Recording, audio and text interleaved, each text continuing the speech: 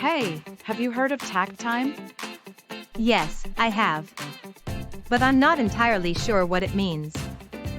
Takt time is a measure of customer demand expressed in units of time. It can be used to design standard work and analyze capacity in value streams. Interesting. Can you give me an example of how it works? Sure.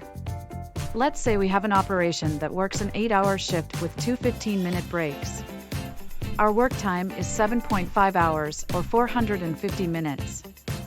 If our demand per shift is 450 units, we can calculate the takt time by dividing 450 minutes by 450 units.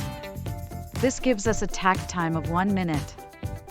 That makes sense. But why is it important to know takt time? Takt time helps us understand the pace of customer demand and design our standard work to meet it.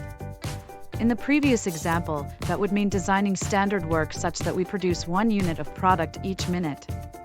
Takt time can also help us analyze capacity in our value stream and identify areas for improvement. Got it. How often is takt time adjusted?